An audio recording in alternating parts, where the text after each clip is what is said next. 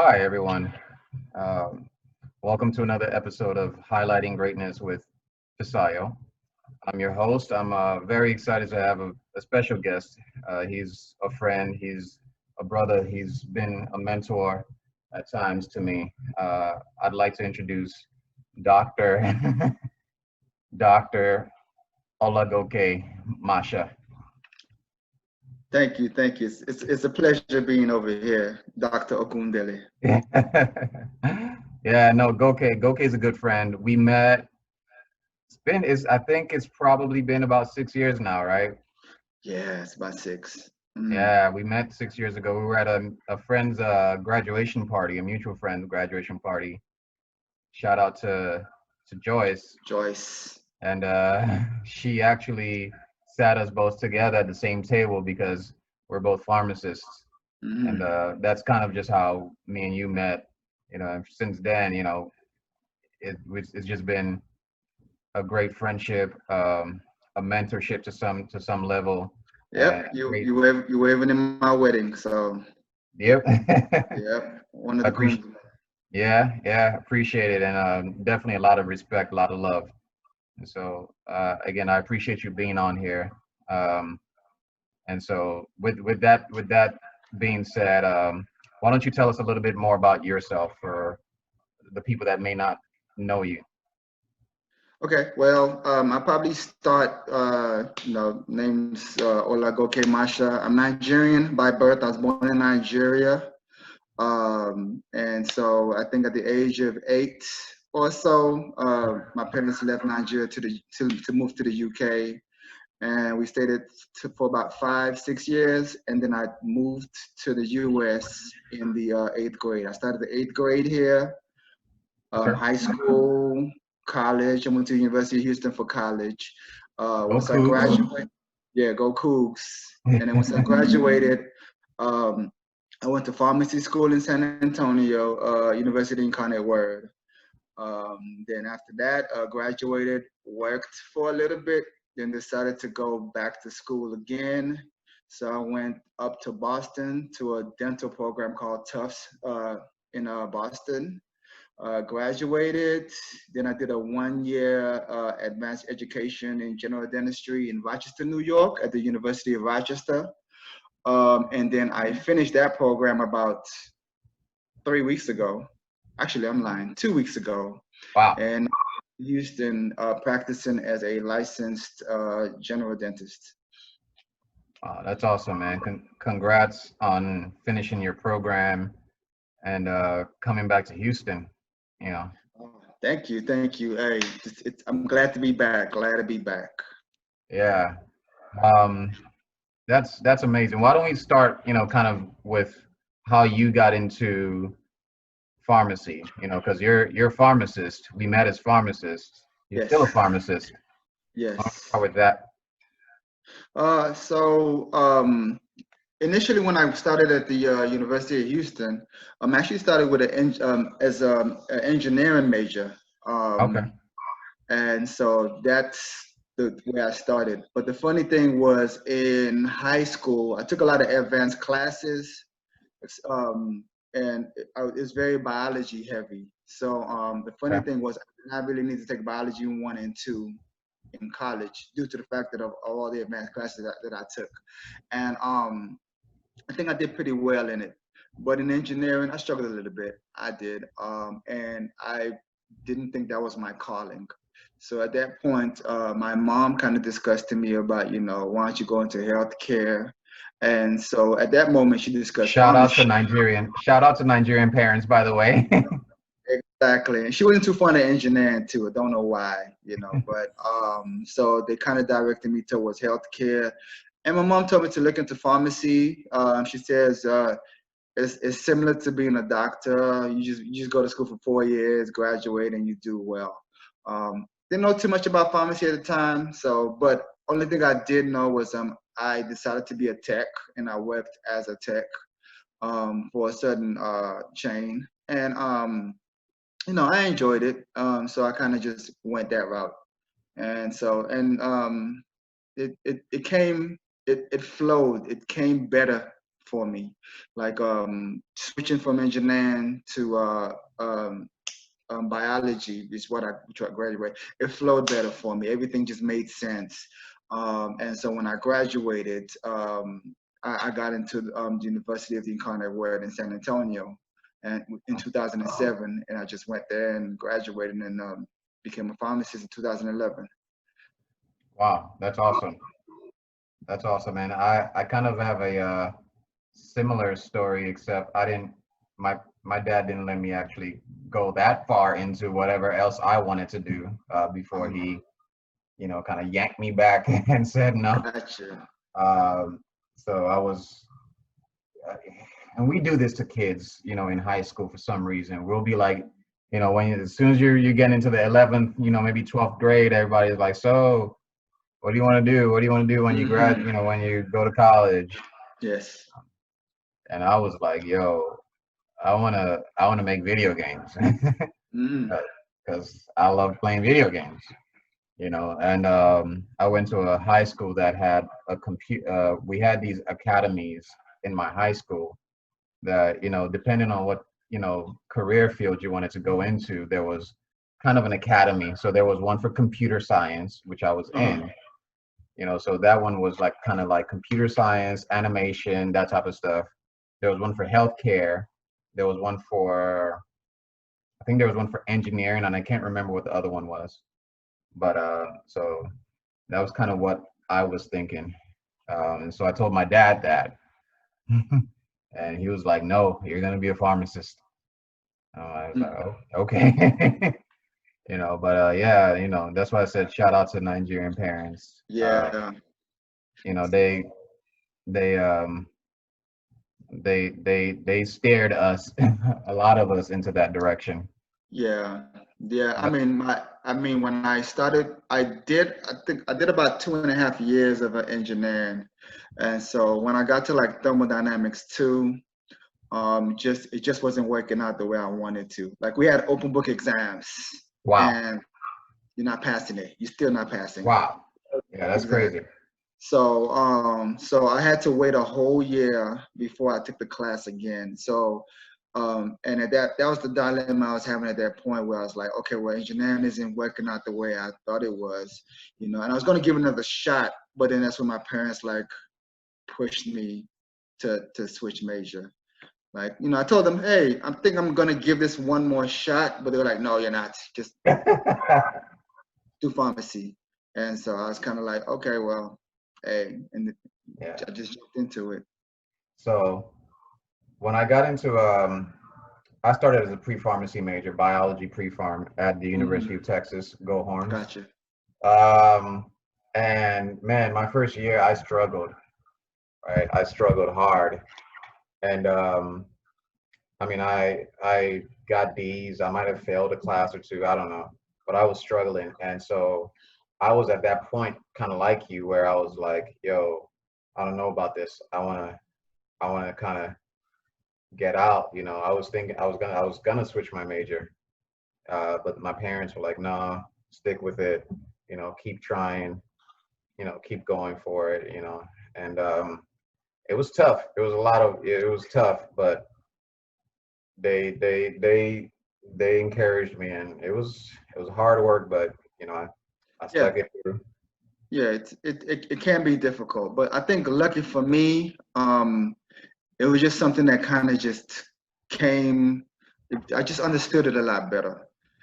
Just like how some of my engineering, chemical engineering major friends, like the subject matter was it's just easy for them to understand, and Right, for me it was like speaking another language, even though right, I'm studying like crazy. But for some reason, being a biology major it just came easy for me, and things just flowed. right. So and that I think I was lucky about that. And so once I graduated, I applied to a bunch of different pharmacy schools, and I got into one at the University in Incarnate Word. That's what's So up. So you graduated with the biology degree. I didn't even know that. with a biology degree, Yeah, yeah. I got a biology degree too. Funny thing was going into pharmacy, I remember speaking to one of the ladies in University of Houston, about, hey, this is I'm a biology major now. I'm trying to get into pharmacy school. What are the chances of getting into your program? And basically, she told me you're not getting in. And I was like, well, what if I you know take all these classes again, do really well on the PCAT, improve my score, this and that. She was like, it doesn't matter what you do. You I don't think you're gonna get in. Best for you to just maybe Wow. do a master's and then go focus on something else. And I was like, same thing. I was kind of like, wow, that she was so blunt. But the funny thing was when I talked to another counselor the next year, a totally different counselor, she told me, hey, you know what? It's not as competitive as you need it to be, but fix this, this, and this, and and see what your chances are. So I like that a lot better than the first lady. Let me ask you, was it that she was telling you, this was at U of H, right? Yes. Was it that she was telling you that you couldn't get into their program or you couldn't get into any pharmacy program? That's a good question. I don't remember. I think she was probably, it was Go probably ahead. that you couldn't get into U of H. Yeah, and I didn't. They didn't even I didn't even get Yeah. to the second phase of U of H. Yeah. Yo, I mean, I don't know what your GPA was, but like U of H kind of has a reputation. Yeah. It was very. Anybody that graduates from U of H, I know that they were they deserve it. So if anybody got admitted to the Yeah. pharmacy school at U of H, I know they. Yeah, they kind of have a reputation, and even before, I mean, I think I applied to them. I didn't even get an interview, but Yeah. they have a reputation. You got to have, I think it's like at least a 3.5. Yeah, something like that. Yeah. Right?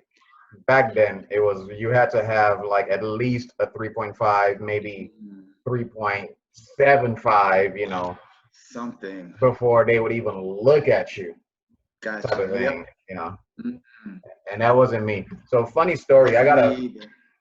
I got a similar story, right? I was at the University of Texas, and I was part of this program called TIP, Texas Interdisciplinary like Plan, and we had our own kind of like advisors, and we had our own classes. They kept us together, all the students in that program. We were taking the same classes. They kind of groomed us together, to kind of help us not get overwhelmed at a university of that size. Mhm.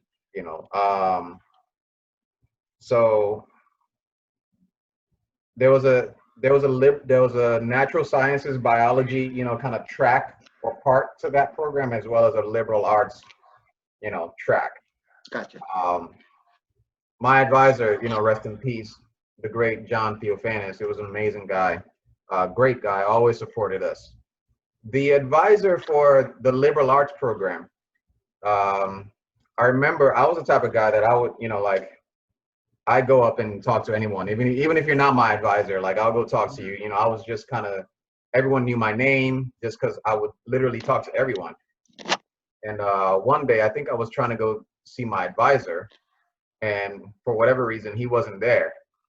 And so this other guy is there. This other advisor is there for the liberal arts. And so I Uh-huh. went in and I sat in his office like I've done many times, before. And I was trying to get into pharmacy school. This is probably my junior or senior year at UT. Again, still kind of struggling, but working through it, to graduate.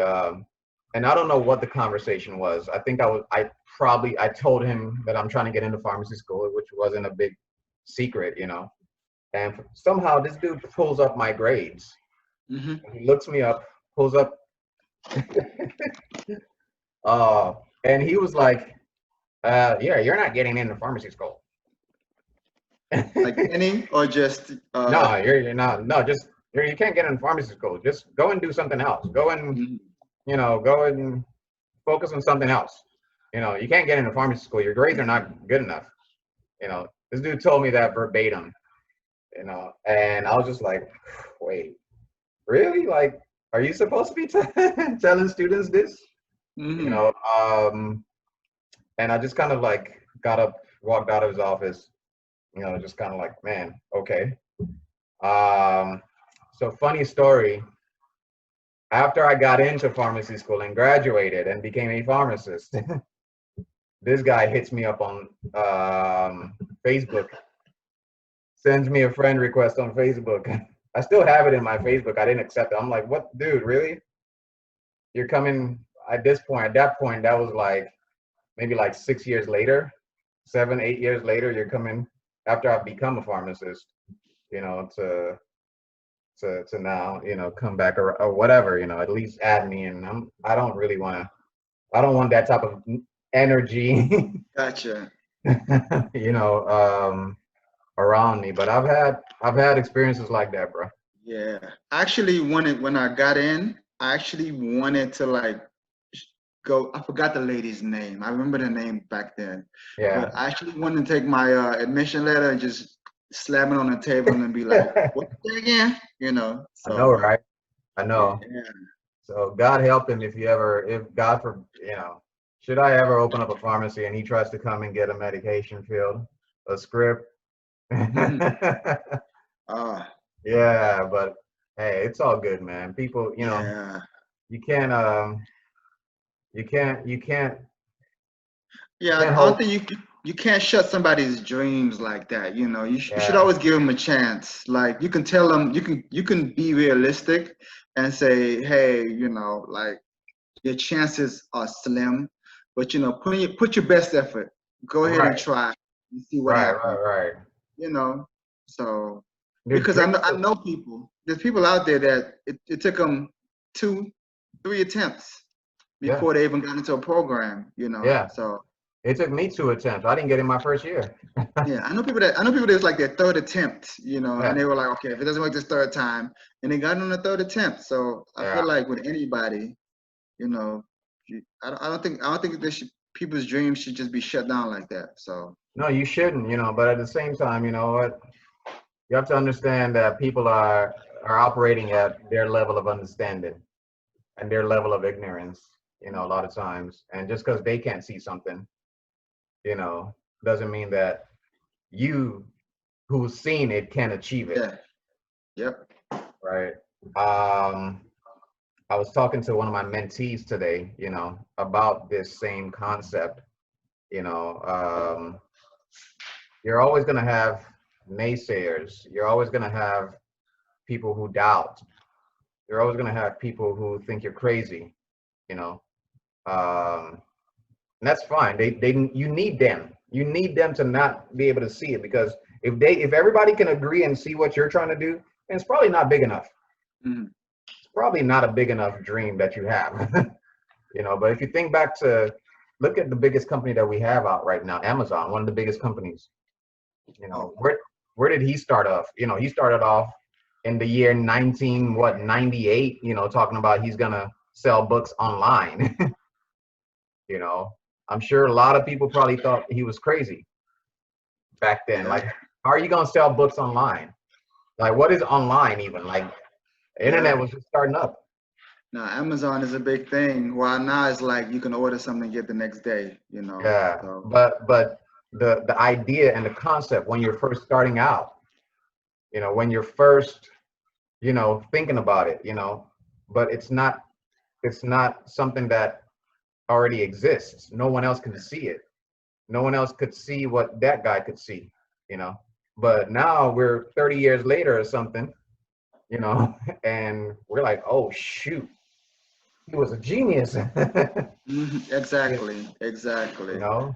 Yeah. So So but and that's, you know, why don't we let's segue, let's take that and segue a little bit into kind of, you know, that whole mindset thing, because that's something that me and you have talked about quite a bit, you know, even there are people that don't see that. Yeah, that's one thing, and that's, you know, it's mhm. unfortunate because they can kill dreams. They can you know, especially when you're working with the young, you know, young people, um, college students, children, you know, people that are impressionable. You get you get told so many times you can't do something, you might believe it. Right? Yes, that's true. I told my mentee this today. You've heard the story probably of about the elephant, right? How do they train elephants, for the circus and all this stuff? A big, powerful elephant, Hmm. you know, um, what they do is when the elephant is still a baby, they take a rope and tie one of its legs to like a stake in the ground or a tree or something, Hmm. right? And as a baby elephant, it's not strong enough to rip that stake, that tree, that whatever out of the Uh, ground, no matter how much it tries, Uh, but there are pictures now, and you can see even as a fully grown and mature elephant, they still do the same thing, and they still are tying its leg to the same tree, to the same whatever, the same stake, to where like if this elephant now doesn't even try to like break free, but if it were to try, it can definitely rip that entire tree. And that's my wife acting up. hey Jennifer, it could definitely rip that entire tree apart and Hmm. tear that whole village apart. You know, an elephant is that strong, but a lot of times, like, it won't even think to try that because it's been conditioned in his mind from the time he was a baby that, hey, you can't break free from this.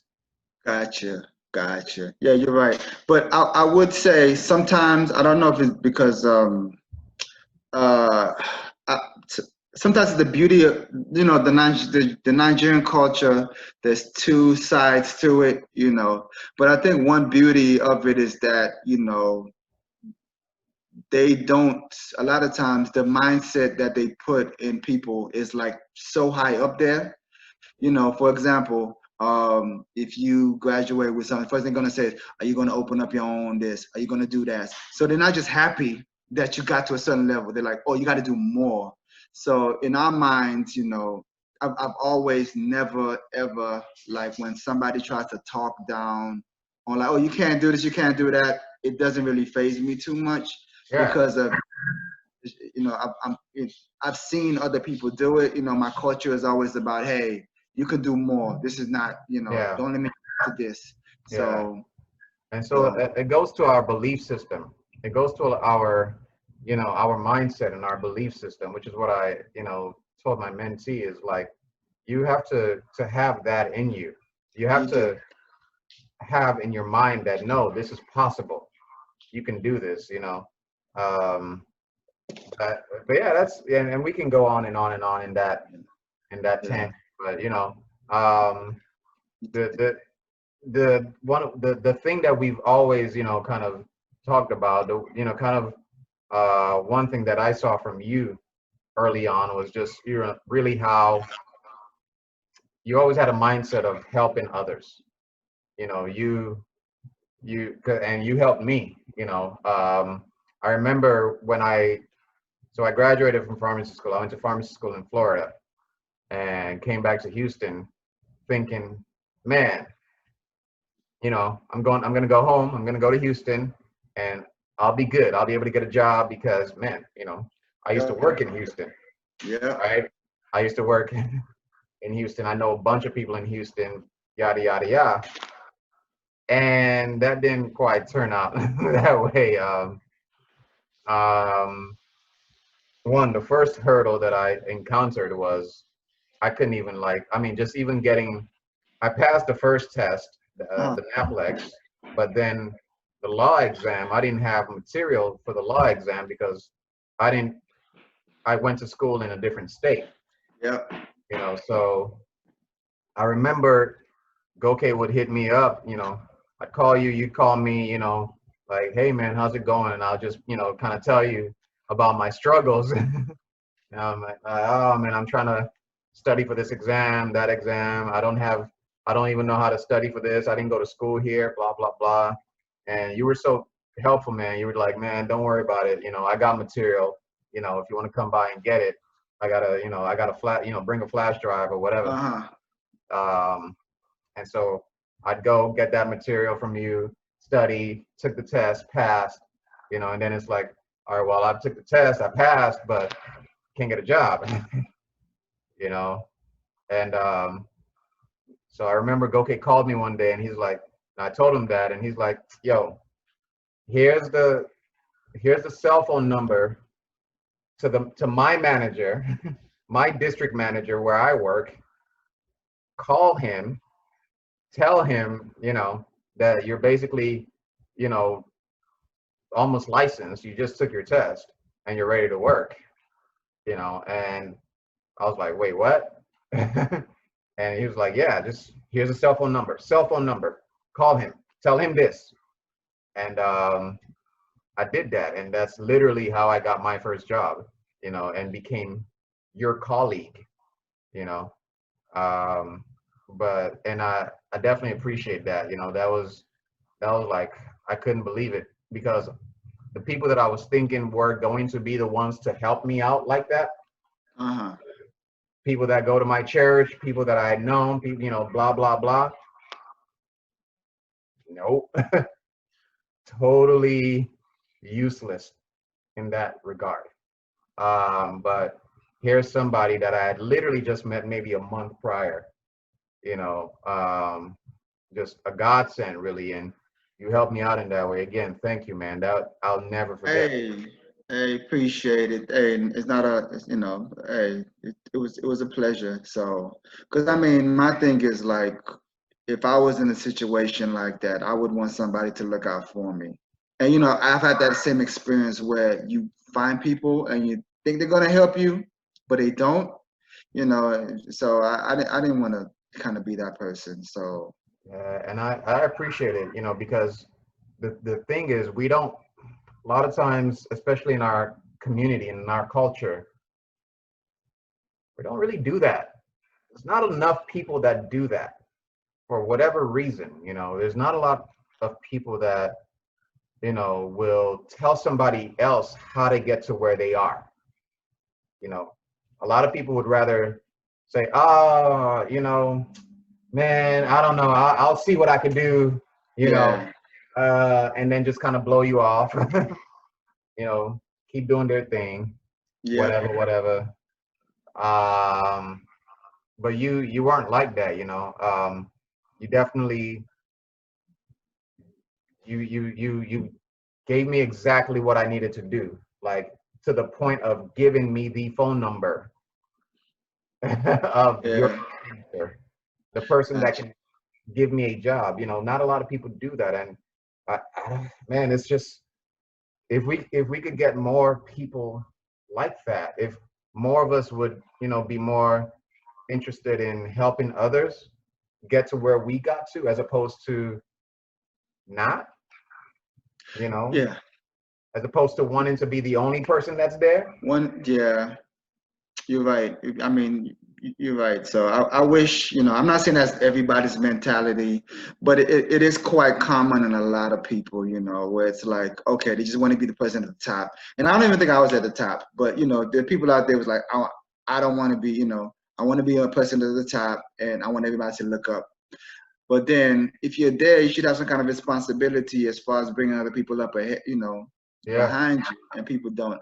And so this segues back to, I remember with I know a lot of people like in my class, like if you ask them, hey, you know what, when you became how's pharmacy? And the first thing they say, oh, it was hard. I had to struggle. I had to study, blah, blah, blah, blah, blah. And so when they tell other people that, the first thing that's going to come to their mind is like, oh, you know what? I'm not even going to look into trying to be this major. But I remember like a lot of times I played basketball with a lot of the neighborhood kids whenever I come home and stuff like that, and they knew I was in pharmacy school. And they were like, oh, how has it been pharmacy? I'm like, hey, if you can sit down and read for like 3 hours a day, you make it, no problem. And that's what I tell them, if you can do that, you can make it. Because I mean, that's the truth though. I'm not going to steer them away. I'm not going to steer somebody and say, oh, you know what, it was a struggle. I had to do this. Because once you do that, you kind of just limited them already to, not wanting to look into something. So Right, right, right. And it's this mentality of, man, they would, a lot of people, again, in our community, they would rather they would rather just be the only one. yeah, You know, we would rather try to make ourselves seem like we're this X, Y, and Z, and we want to be the one at that level of at whatever level. We don't want other people to get there because now we're not that person anymore. For some in our head, hmm, we do that. We're not that person anymore who's in this exclusive club of whatever. Instead of pulling as many people along with you, you know, and then from there, you guys can do something even bigger. you can, If yeah, the saying goes, if you want to go fast, you go alone, but if you want to go far, you go put together, together, yeah. and somehow we don't, not a lot of people, in our community, in our culture really understand this, and it's I think it's unfortunate, because Yeah. there's a lot of us that are very talented. We're very um, we're very intelligent, very smart, talented, educated. You know, I think if we came together, we could definitely do more together as opposed to apart. You know. Oh, I mean, that's definitely true. But I do see improvement in certain aspects of the community. But again, I'm not too in depth in the community like that. But I do know that there are changes that people are making. But you're right. That is a mentality that we have to break, though. The Yeah. individual. Just for yourself, and get to where you want to. But and not really look out for not Yeah. try to bring somebody else with you.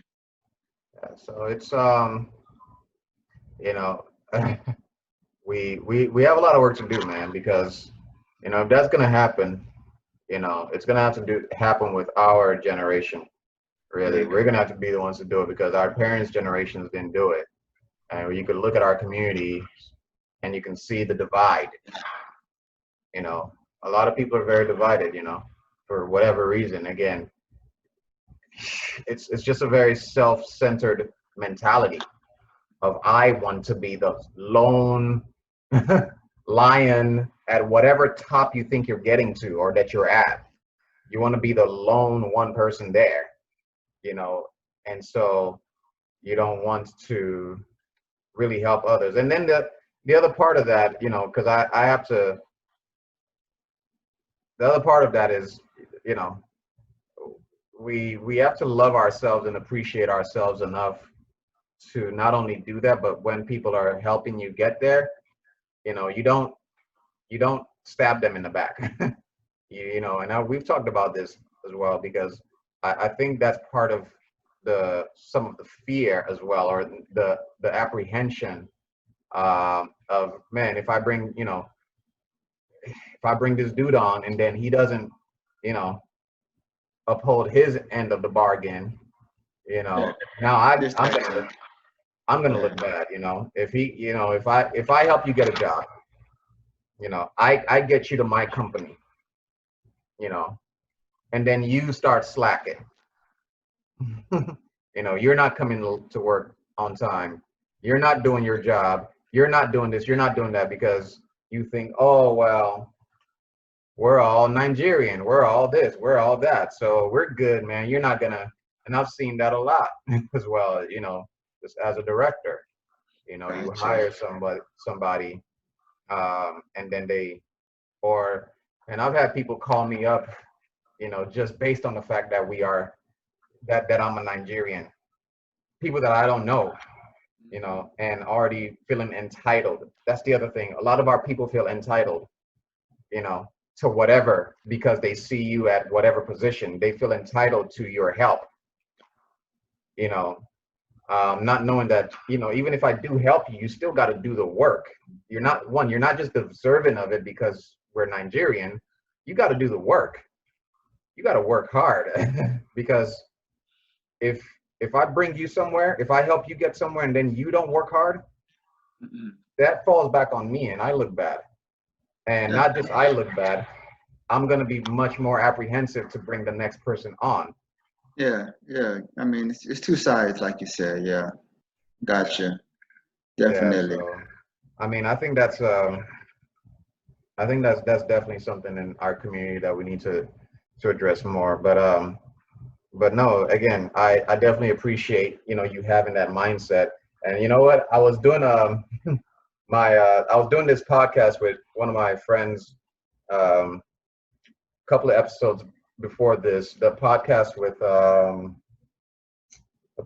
Osage, my friend who's a pediatrician. And it wasn't until we were doing that podcast that I remembered that I had really what the saying, what goes around comes around is true. You reap what you sow. You know, I remember after we both graduated from undergrad, me and him, I couldn't get into pharmacy school like I had said that first year, and so I was still working at CVS, which I'd been doing for a while. He he was trying to like do a couple of things before he got into before he would get into medical school or before he went for medical school. Um, and he was trying to get a job, and I think he was having a hard time with that, and he went. I mean, I was already working at CVS, and so knowing that somehow he already had a tech certification, Gotcha. and he hit me up, you know, and I basically did the same thing for him. You know, I talked to my manager at CVS and recommended him, told him, you know, told him about my friend Osage, and he got the job, and we were working together at CVS. And it wasn't until then that I remembered, man, I did that for and I didn't think about it because I mean, obviously, I mean, my friend needs a job. Yeah, I know that I can talk to my manager on his behalf. Not, yeah, obviously did it, not a big deal.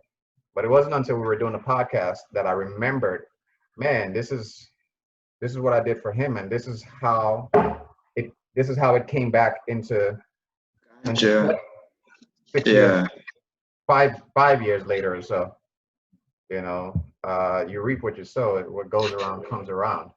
definitely, definitely so, you know. You know, And again, what's the fun of you, getting successful and not having friends to be able to share that with, right? so There's you know, it's also a mentality of scarcity. You know, it's a mentality of, man, you know, there's not enough to go around, so I got to hold on to this.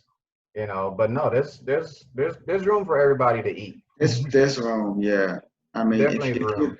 you're right about that, there is room, You know, So so let's talk about from there. From there, I mean, we had we we had a few things happen. I remember you know, again, you'd been like a mentor to me when I went off and took, you know, a different position and got into hospital. I came to you and I said, yo, this is the offer. This is, you know, what I'm thinking about. This is what I already got the offer. What do you think? And I remember you were one of the people that, you know, that definitely encouraged me and said, no, go for it, you know. And you know, that meant a lot to me. You know, you told me to go for it. You told me, you know, that if you could go back in time, you would do that, yeah, what I was doing. And so yeah. I So which appreciate. was basically you from the company that we were working with, you decided to get a hospital job, right, in Yes, Laredo. So right. But it would take me away from the city, you know, and I would, you know, be in a place, you know, where that I wasn't too familiar with, you know, in order to do that. And you said, no, go ahead and do it, you know, like if you had, you know, if you had known back then or whatever, if you could go back in time, that you would do something, you would do the same thing, you know, and just, you know, get the experience, stack your dough, you know, all these things, and just kind of position yourself in a better situation. yeah, yeah. Because I mean, when I graduated, I went straight to retail.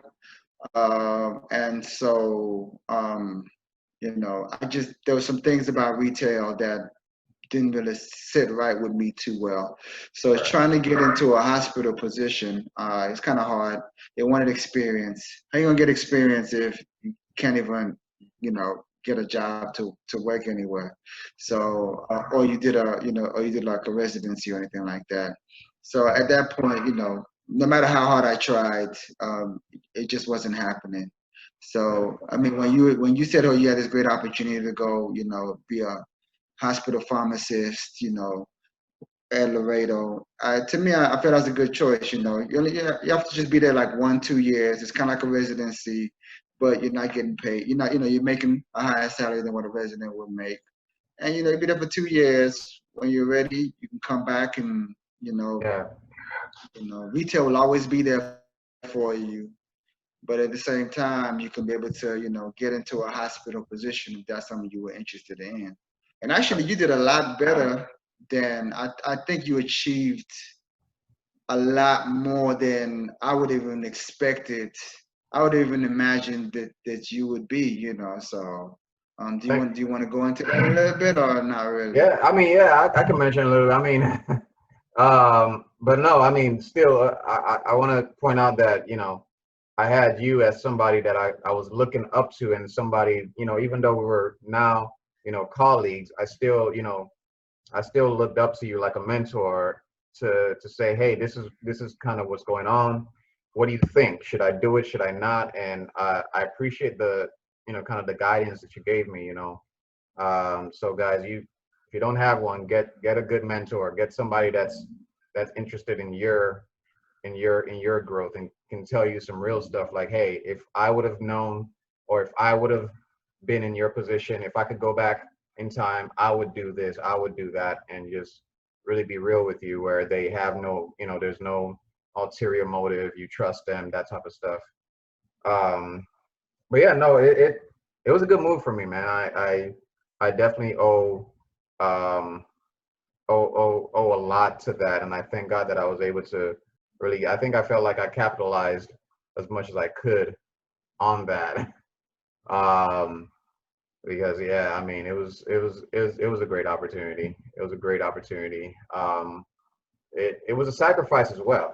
So I Yeah, mean, don't. yeah, It was a definitely. sacrifice as well. A lot of people don't see it that way, but this was me. This meant me going to a small city, a border town, getting away from my home, Hmm.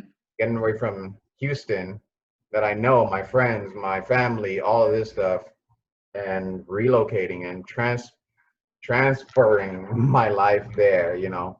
And this was like, I just finished pharmacy school, you know. I'm, you know, 27, 28 or so at the time, just fresh out of pharmacy school. How old was I? I think, yeah, maybe 26. I don't know. Wait, how? 27. um, and you know, I was ready to, you know, just be a bachelor, you know.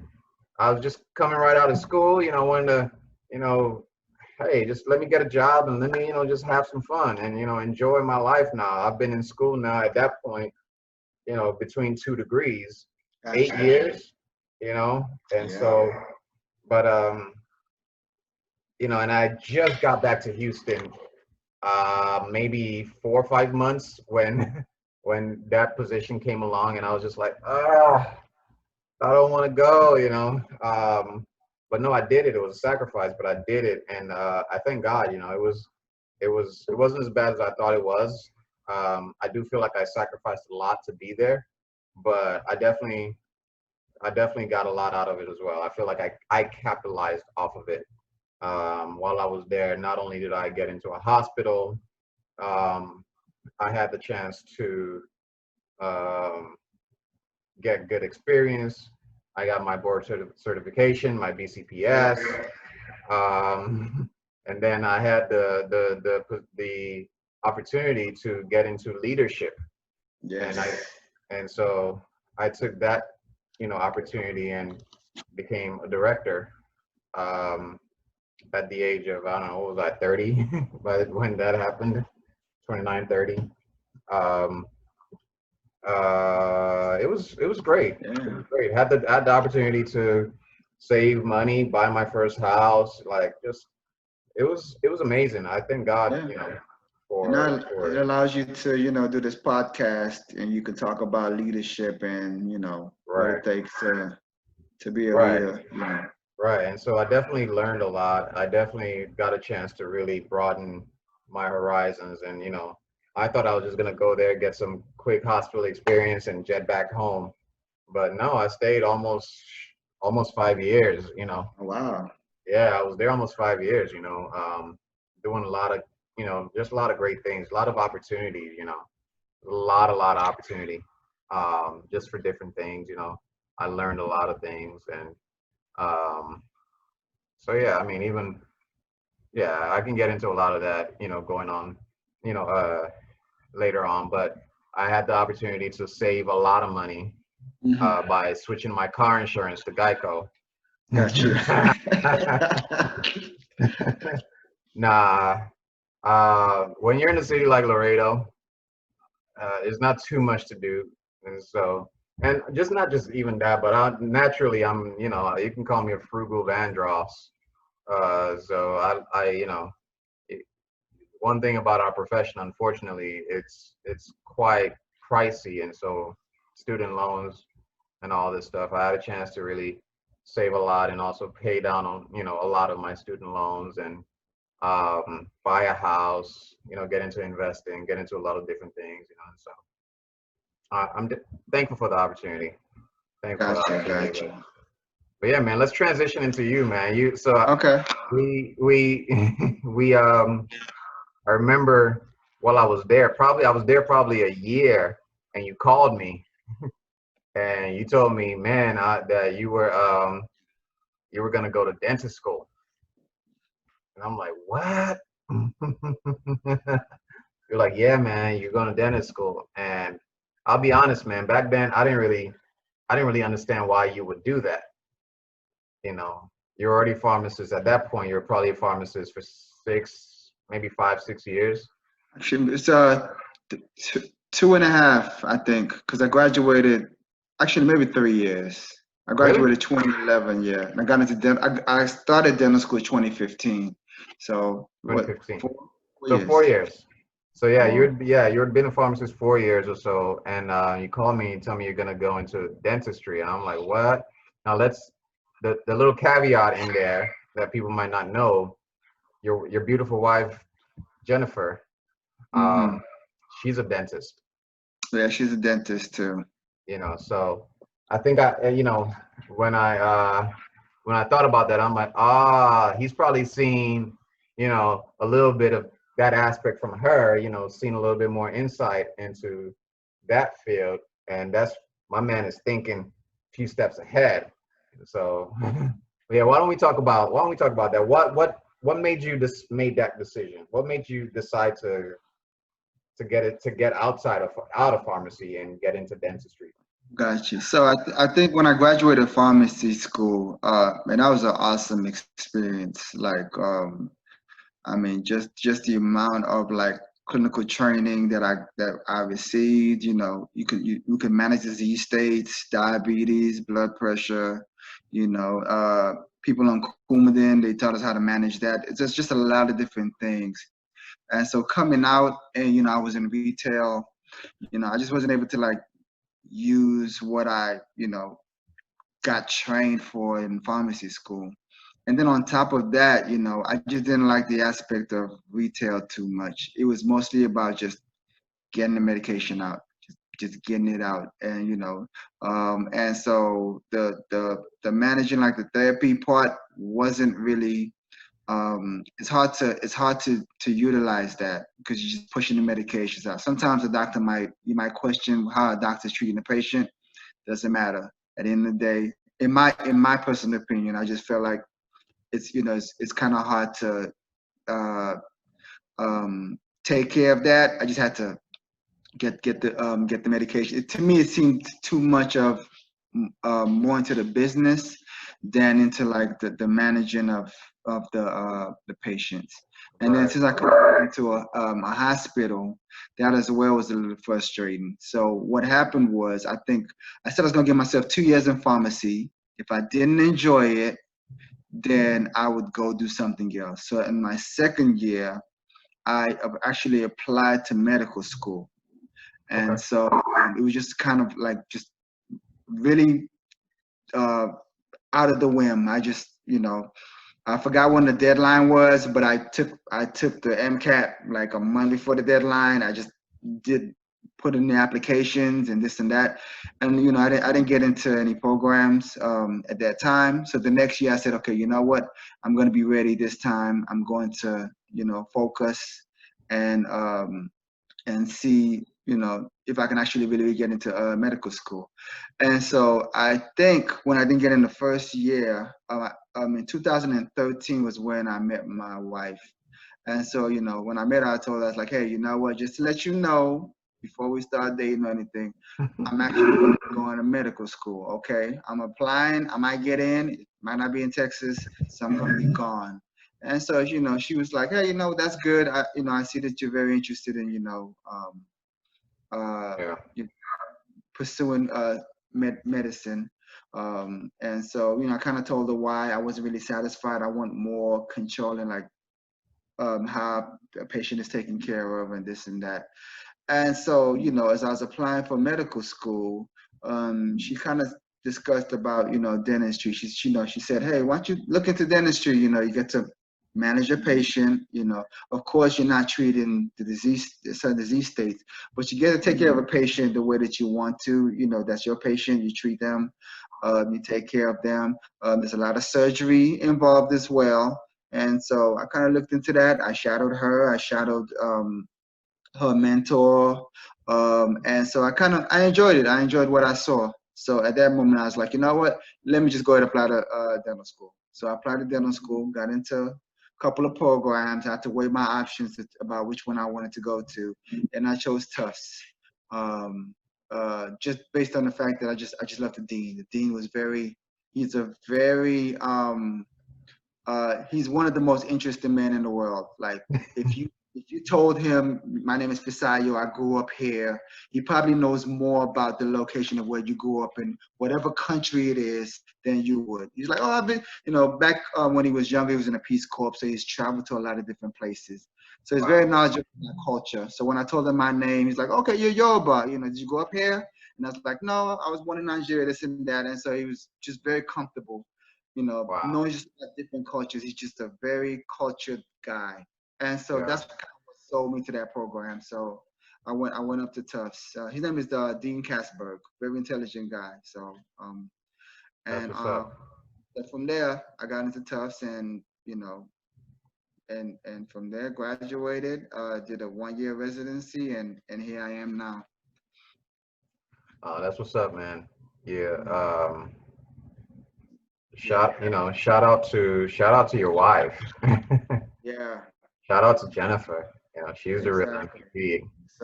So again, so yeah, she was kind of like my mentor in dentistry. So I would say So, that she kind of directed me and showed me where to go. Like, hey, you know what? Since you're going to be going to dental school, let me tell you the things you need to focus on because when you graduate, you don't really get that much education in it. So start focusing on it now.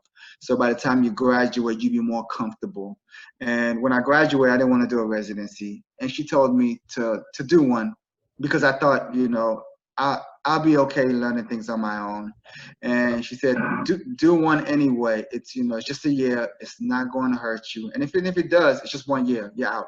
So, and I think my residency is the one thing that really put me on a different path of how I'm looking at dentistry. So, because again, this is just my first week working, and things that I'm doing. She's told me that even now she still doesn't feel comfortable doing that.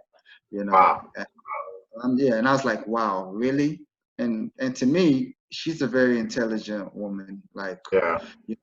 I hold her to like a very high standard, even till now, like, compared to me. So when she's telling me things like that, it just kind of opens your eyes like, hey, you know what? Maybe I have achieve the level that you know that I'm That's what's supposed to. that's what's up, man. First, does she have a sister? And is that sister single? Because I need somebody like that, man. She does, but her sister's married, so a couple of kids, 3 kids. uh, well, tell her to hook me up with one of her dentist friends, man. I need somebody like that in my life. But Okay, all uh, right. just joking. No, shout out to her. That's amazing, and it just kind of, going back to kind of why you made that decision. It's an unfortunate state, really, Yeah. with the way pharmacy has been and has been going. And we've talked about this, before. I've talked about this with a lot of my different pharmacy friends. Uh, um, you just don't feel like you have the freedom to practice and treat your patients like you want to, especially if Yeah. you're in some certain retail environments. Hmm. Um, Yeah. And then on top of that, even getting a job, there's only like maybe like six or seven different companies, maybe that you can be. I would say honestly, maybe about 5 or 6 different companies that you can be part of, And so if you leave one, now you have to go to another. You probably excommunicated from them. You have to go to another retail company, and yeah, it's just the way I was looking at it. I remember back in the day. They open a red carpet for you when you graduate pharmacy school. The retail company open a red carpet. They'll bring you in, this and that. But when I got to pharmacy, I mean, I was lucky enough to even get the position I got. To tell you the truth, I was lucky enough, and so right. at that moment, it kind of opened my eyes. Like, if I'm just lucky enough to get this position, what's going to happen? If this doesn't work out, where am I going to go? And Yeah, I didn't really like that too much. So yeah. I was just talking to one of my friends, who works for one of these, chain corporations, and it's bad. It's yeah, bad, and yeah,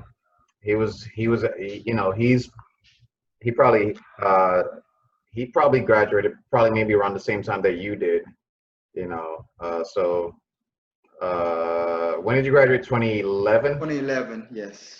So yeah, maybe a few years before I did. But he was asking me just now, like, what do I do? Like, what do I do? I'm like, it's coming. You see it Yeah, coming. yeah, You because know. retail has so much control. So, to what they can do, So, and Yeah, I mean, from the income that you can generate to how many hours you can work and this and that, and so. And I think I saw the time coming where the new grads, when they come in, they're probably not going to be compensated the way that they deserve to be compensated. And they're going to be happy with it, because you just graduated from being a student where you barely have nothing, and now they're throwing something at you. You just happy to accept it, when your worth is a little higher. So yeah. we take too much control sometimes, and I felt uncomfortable with that. So yeah, um, it's crazy, and that's one of the things that I saw. I didn't see that until I got into pharmacy more, but I knew because I was working at CVS, as a tech for years before I even got into pharmacy school. I knew I didn't want to go into retail, you know. And what I didn't know was the extent to which a lot of these corporations had really just ruined pharmacy, the profession of pharmacy, you know, to where, you know, us as pharmacists, feel so limited. We feel like we're not even able to practice at the top of our license most of the times. We feel like, Definitely. this isn't what we went to school for. We feel like, we're losing our clinical knowledge because instead of, we don't have time to counsel patients, trying to meet metrics, trying to run a drive-through, trying to, answer insurance queries and do this and do that and just pump out more and more and more scripts. You know, Yeah. what I didn't know until I got more into the profession, into pharmacy school, and then graduated was, kind of how much these corporations controlled pharmacy as a profession. Yes. They have lobbies, for themselves. They have people that I think they have people that sit on the state board, like, or they have people that, they have like they have a hold on the profession to to an extent that most people don't even understand.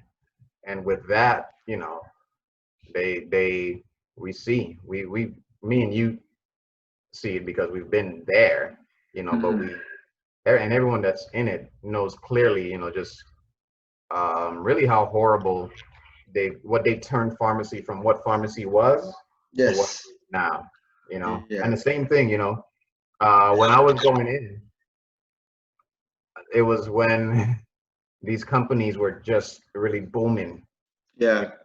especially That's like 15 years ago. 15 years ago, and at 20 least years in ago. Houston, they were still booming. And what we saw going in was, oh man, pharmacists are getting bonuses. They're giving away cars. They're giving down payments on houses. They're flying pharmacists in, to go work wherever it was like, oh, pharmacies, so let's go into pharmacy, Mm. So we go in, by the time we get out, the landscape is totally different. The landscape has Yeah. changed by the time we got out, because these corporations really, they they sponsored pharmacy schools to open up in order to increase the supply so that they would not need to pay so much to pharmacists like they were in bonuses and X, Y, and Z and all of this stuff, even in just the hourly pay. And so what we see now, 15 years later, is the profession has been watered down, diluted, um, and really ruined by these corporations and these chains, that we don't even, a lot of people are leaving pharmacy. A lot of people are looking at alternative methods or Mm. alternative, careers to get into, People don't really know this. My mentee, so my mentee was, I hired him as a tech, at one of my previous hospitals, and he came in super excited, bright-eyed. He was like 19, 20 when I hired him. Um, and he's like, oh, he wants to be a pharmacist. And I'm like, don't do it, man. Don't do it, not to discourage him, but just in being realistic with him, that look, what you see looking at us, Mm. you don't know what we're going through. And what I can see from my standpoint, by the time you get out, in the next 5, 10 years, forget about it. Yeah. Yeah, forget about it. Pharmacy is, as a profession, is not even going to look this way anymore. And I'm not sure what it's going to look like, but retail is, I believe, a dying field. And I've been saying this for a long time. When Amazon gets into the game, because Mhm. Amazon is trying to get into the game, that's going to be the nail in the coffin. And CVS is playing whatever. CVS is trying to play catch up right now Mhm. to get ready for Thanos. Thanos is coming. Mm. Thanos is Amazon. But these corporations ruined it, But that's why. And so a lot of people are getting out. That's why I'm happy that you got out, you know, and that you were able to pivot and get into something totally different, And so, um, Yeah, that's awesome, man. Shout out to you. Why don't you tell us about, what was that like, man? Because when you talked about it just now, it was just like, yeah, man, I wanted to do this. I did that. My wife told me this, and I went, did it, and came back. But it ain't that easy. I know it wasn't that easy because I talked to you quite frequently. I know it was a lot of struggles, man. What were some of those? Yeah. As far as what do you mean? In What, getting through the program, the dental program, what or were some of even the obstacles? Like, did you have any obstacles of people when you were making that decision, that move? Did you have yeah, people? yeah. But a lot of people didn't really understand because they were like, "Well, you're doing really well. You make, your salary is great. People would dream to be in this position. To make what you're making and this and that. Why would you just leave that and Go back to go school. back?" But to me, my thing was more like I just felt like I was uh stagnating. Like I just felt like where I was with the position that I was in, I just didn't really have any kind of drive. It was just more about I just go to work, do what I have to do, and get out as fast as possible, and so I knew that's not the way I want to live for the rest of my life. I wanted to do a little bit more, and just all that training that I received, through pharmacy school. I mean, as pharmacists, you're very knowledgeable on a lot of different things, and so I wasn't even able to utilize it. So I just, you know, Yeah, you know, yeah, you just feel, I felt like, I just didn't like that feeling. So, I mean, again, that's the reason why I decided, hey, you know what, I have to go back and at least be in a profession where I can manage a patient and use my clinical knowledge to get them to a better state. And that's what's so, up. yeah. So, but a lot of people, they looked at it, they didn't understand. You know, Even to this day, I still think a lot of people didn't understand. But they are happy I made it out. But they just don't understand Why would you you do that? why would you No, do that's that? the thing. You're doing well already. So That's the thing. A lot of people aren't gonna understand. Initially, I didn't understand myself. To be honest. Like why, and then I remembered that your fiance, because she was your fiance at the time, Jennifer, is a dentist. So I'm like, that man, he's seen that from that perspective. He's probably seen a little bit of it. She's been able to maybe talk to him a little bit. He's been able to see kind of what that is, and now he's like, oh man, I'm gonna go for this. yeah. So then I got it. It took me a little while, but I got it. It's very surprising that she saw it too, because I don't think a lot of people out there would see that. Because I mean, if you graduate and you're like, oh, I'm making 6 figures, and I want to go back to school, doesn't make any sense to anybody. It Right. doesn't, So I mean, she did see. I mean, I'm happy that she saw it, because I don't know if a lot of other people would have been able to see, what I was trying to do at the time. And so Shout out to her, man. And it goes back to the old saying, the enemy of the enemy of great is good. A lot of people are like, man, you good. You making six. You're a pharmacist, man. You yeah, people dream to be in your position. You good, but the enemy of good, I mean, of great is good. Like if you were thinking, man, I'm good, and a lot of people have that mindset where they feel like they're good. Whatever it is, they might be going through and feeling exactly the same way you're feeling. But well, at least they still making six figures. At yeah, least whatever, whatever. So they're good, and so they stay there.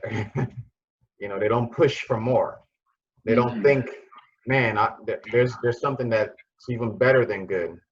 I could be doing more. There's something else yeah, that I can be doing. And so it's yeah. it's it's part complacency, it's part, you know, just not wanting to push further, feeling like, man, like, man, I made it, you know, I'm good. There are people I'm doing, at least I'm not doing as bad as this other person. I'm good. I'm not bad. I'm good. Yeah, So yeah. So I mean, I do have friends that are doing, that I enjoy in pharmacy, in different states. But to me, I just knew that if I kept on going, like you said, I'll just be good. I'm not, Yeah. I'll just stay where I am. So, but I mean, right now with dentistry, the way I see it, like I'm always. All right. Can you see me, Fisayo? Okay, sorry, you froze a little bit. Yeah, but I mean, with the career change that I've had right now, I just have such a drive now. Like I have friends that have it in pharmacy, but me, I think my drive in dentistry is just, I don't even want to just even if I become great, I won't be happy. I'm not saying I won't be happy, but I'm always gonna be pushing myself. That's You what's know, up. for more for so and that's the one thing I really enjoy, so I'm looking forward to that in dentistry. That's what's So up, man. Why don't you talk about some of the how challenging was it to go back? You're here. You are. You're making six figures. You know, pharmacist. You've been out. You were out of school 4 years, yeah. and then to leave Houston. Kind of. I don't think you worked a lot as a pharmacist Hmm. out there. Leave Houston. Stop working. Stop making money, and go into this program. How was that? What were some of the challenges that you had with that? I mean, it's a big sacrifice. Of course, I was with my wife at the time, so we were doing like a long distance relationship. So so for the 4 years of dental school, it was pretty long distance. I had to you know cut on my expenses because I'm a student again. So I downsized on my car. I was able to. I had a house at the time. I had to find, somebody to manage the house for me while I was away. And I mean, it was a struggle because I had to focus on dental school, but at the same time, I also had financial obligations of, okay, I have to make sure that, I always had my house has been taken care of in Houston. Hopefully, that I have good renters. Everything is taken care of. It was just a lot, but you know, 4 years went by, so it went by faster than I thought it would, but it went by. So and of course, studying again, graduating, you think, you're not gonna have to study again, but going back to school and having to just grind and study and put in the hours and hours of study just to, pass exams over exams after exams. It can get tiring, so, you know, Yeah, that's what's up, man. You definitely, I one the thing I know about you, man, you're kind of a real chill, laid back kind of guy, even if I mean you're very real, but you make it seem easy. You make it seem like, you know, you just, got through it like that, but I know that that's just your personality, but nah, it's a sacrifice to have been able to like just go through that.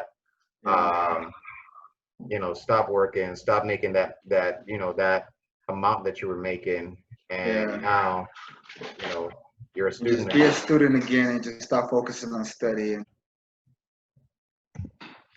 Sorry, we had some Gotcha. technical difficulty, but we're back. Yeah, I think the biggest thing was just going back to being a student again, having to like study, sit down and study and take exam after exam after exam. I can see, and you've done it already for one degree, which is pharmacy, and now you have to do it again. I can understand, so it can get tiring, so I think that was the biggest obstacle to overcome. So. What do you what do you think? I have a couple pharmacist friends, and I've heard this from them, and me and you've talked about this already a little bit, but what do you think the biggest threat to? Sorry, I have a lot of friends that are dentists, um, and I've talked about this with them. What do you think the biggest threat to dentistry is currently that you guys are facing? I mean, with dentistry, I think that like with pharmacy was retail, and I mean, I'm not too deep into the dental profession as of yet, but I can see corporate dentistry being like a big um, problem in the field of dentistry. I mean, you know, the story, the dream that corporate tries to sell a lot of dentists is, hey, you know what? We can run all the managerial things. You just come in and you practice dentistry.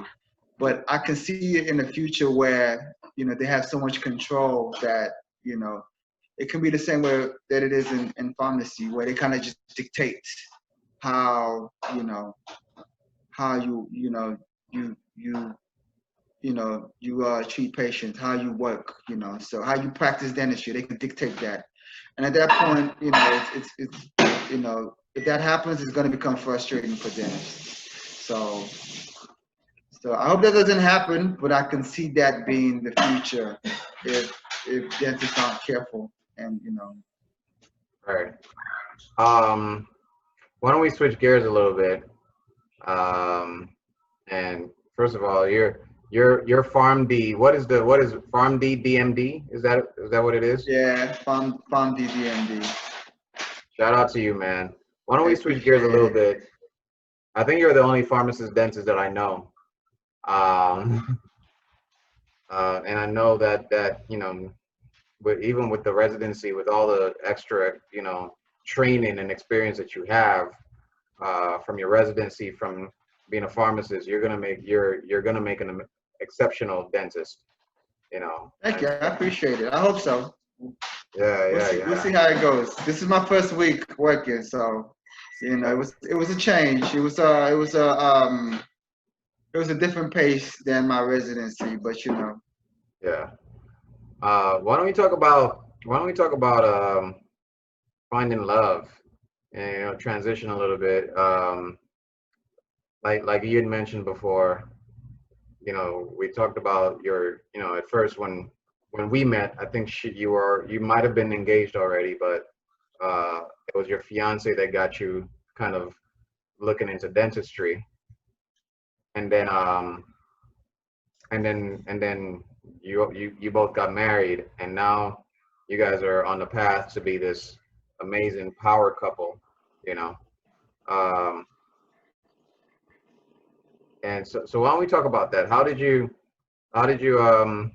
one, how did you find an amazing wife like that who could put you on into to her field, what she's doing, kind of like a mentor, like you had mentioned, you know.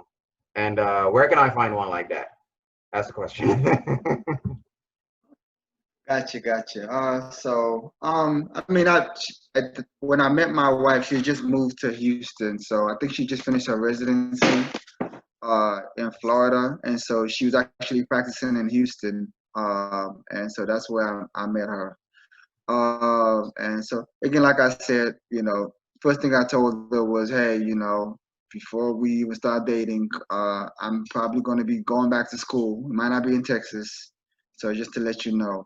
And again, uh, I don't know if a lot of people would be that supportive. Like, hey, you know what, you've already quote unquote made it in life.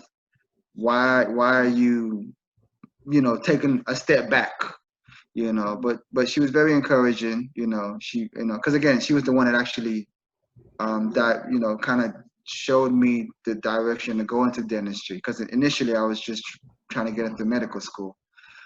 So I mean, I am very glad for that encouragement and the support that she gave me. So, and again, like I said, even in dental school, she's always kind of directed me and told me what to focus on, things that um, she didn't have the opportunity to get more education on, and so she was trying to help me with that. So I'll say she's been very supportive. So, but like and as far as for you, I'll talk to her, see if there's anybody that Appreciate it, man.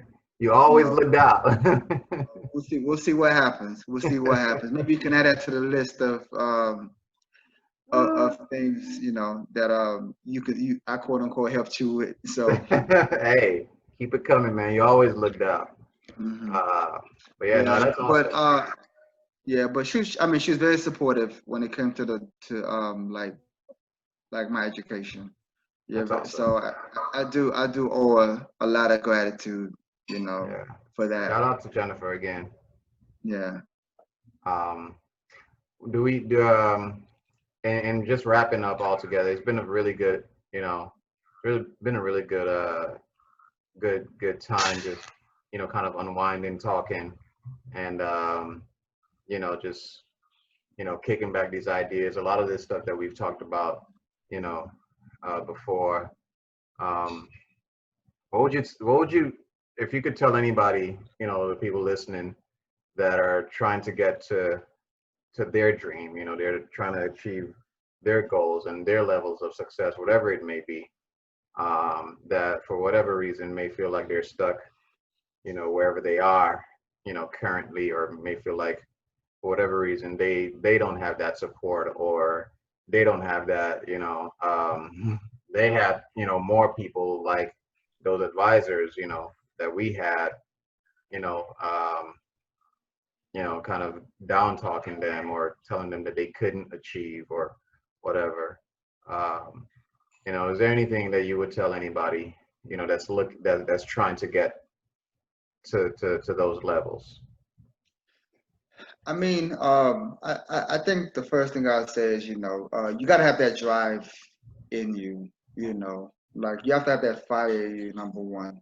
So, because if you have that spark, it doesn't really matter what anybody says, you're going to, you're going to take the positivity, you're going to accept that, but any kind of negativity, you're just going to, not accept it. So I would say the first thing is to have that drive, number one. And then I'll say number two, hopefully try to find people out there that can direct and steer you. It's hard sometimes, very difficult, but Yeah. um, hopefully you can find people that can do it. And one thing I did notice is if you're looking around you, like one thing I noticed was if I'm looking around me and I'm seeing people that are successful and they look just like me, and like I don't see them as like being superhuman. I see them just being a regular person just like me, and they were able to make it. It's kind of hard to not imagine that you'd be able to make it yourself. So, and I Right. think that's the way I always compare, like if I'm able to do something. So I look at other people, and I see how they achieved it, and if they're just like if it's things that it's not out of the ordinary, I think I should be able to do it too. So, but I think the biggest thing is just have that spark in you, have that drive and determination, to just give it a shot. Okay. Sometimes it takes 1, 2, 3 attempts before you make it. So, but Good point. yeah, but it's kind of hard to.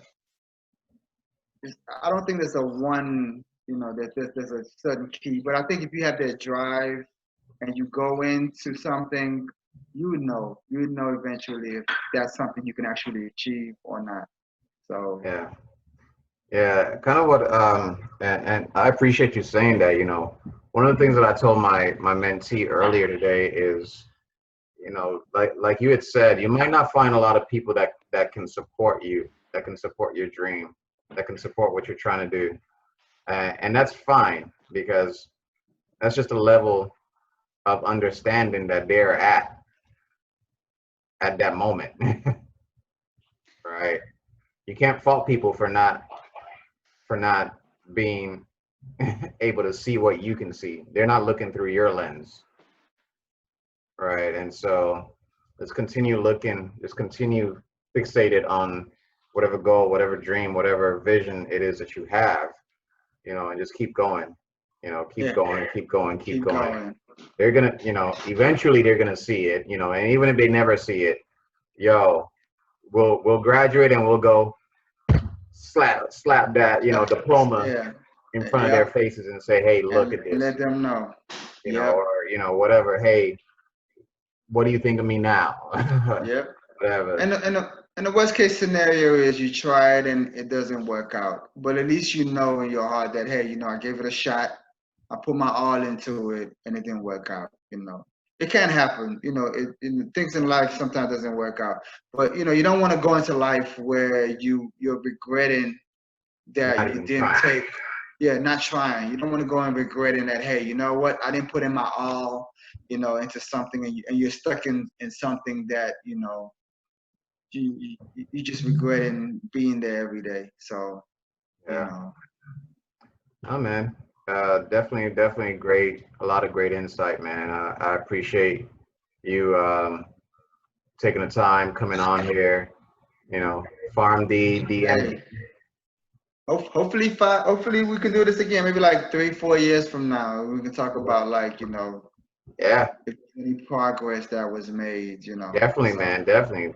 A year from now, man, I'm expecting a lot, so much, and I'm not just expecting, but I know you're already at that level where you're gonna push so much, for just giving your natural drive, just yeah. to continue, excelling and excelling and excelling. We're probably gonna come back in a year and do this again. Hey, look. Hey, I hope so. I hope You know, so. So. maybe we can get Jennifer on the next one and talk about these power couple moves. Definitely, definitely. And one thing I do want to say is also, because I was in school, we're able to manage that long distance because again, she knew where I was trying to go and she kind of saw my vision and so she was willing to accept it. So again, there might be women out there that are not willing to accept that, being that separated from, Right? somebody that, because of a vision that, you know, You that can't they see. that they have. Yeah, exactly. So I'm very fortunate enough that she was able to see my vision. And that's the So thing, man. We didn't even talk about that. That's a great point because I remember you got married while you were in pharmacy school and long distance. in dental school, yeah, I started I got dental married. school Yeah, and long distance. You started a marriage off long distance. we started marriage up long distance. Wow, and you were long distance for like 2-3 years into your marriage. And Exactly. wow, that's Exactly. that takes a lot of sacrifice. It takes a lot of understanding and seeing you know Yes. the vision. So man, I almost missed that. I'm glad that you brought it up. Yeah. Yeah. So yeah, I'm glad. Again, I'm very fortunate to have a spouse that she saw that vision. And it's always good when you have people that see that vision too. So Yeah, because again, sometimes you're the only one that sees the vision. You know, yeah, it's happened to me too. Where some people have visions of their own, and I don't see it, and I don't understand it. But hey, the goal is to as long as they see it and they're pushing for it, you know, that then hey, I hope they make it, but I'm never gonna stare anybody down on their vision. I may tell them, hey, these are the obstacles you're gonna face. Are you ready for these obstacles? yeah. So, but if that's your vision, that's the goal that you set in life, if that's your drive, that's what fuels you, go ahead, go ahead and do it. No, man, that's what's up, man. That's what's up, and that's amazing. That I almost forgot. I almost forgot that. I did forget that, but yeah, you need somebody that can see that. You guys can be on you know, the same vision. And that you guys can support each other. And man, imagine if you were man. I didn't even think about that, bro. Yeah, Imagine if you had married somebody and they're like, nah, I need you here. exactly. You got to be here with me. Forget all of this. You want to be nah, nah, you already doing you good, man. I need you here. You're not going nowhere. No, you started your marriage off about 2-3 years of the marriage was long distance. Man, I never even thought about that. I knew it, but I didn't think about it. Um, yeah, it takes Was somebody's very support. supportive. She was always throughout the whole journey very Yeah, supportive. So there are man, that, moments where it's like, hey, I can't talk right now. I have to go study. So we don't really communicate as much because I'm just grinding away. Either I'm in the lab or I mean, or I'm studying, and she understood, so she understood, so I really do appreciate her for that. Bro, do you see why I keep saying, does she have a sister? Man, is there something, a cousin? Is there a friend? There's something, man. Oh, gotcha. But hey, there's a lot of women out there. So there's a lot. I think there's Hey, a lot of women out there that will see, hey, they're wanting to see what you're going through and whatever vision you have, and help and be supportive. It's just about finding where they are. So that's what's up, man. That's what's up. Shout out to her. Shout out to y'all. Can't wait to hear the next chapter, and how that's how you guys just keep on just dominating and killing it.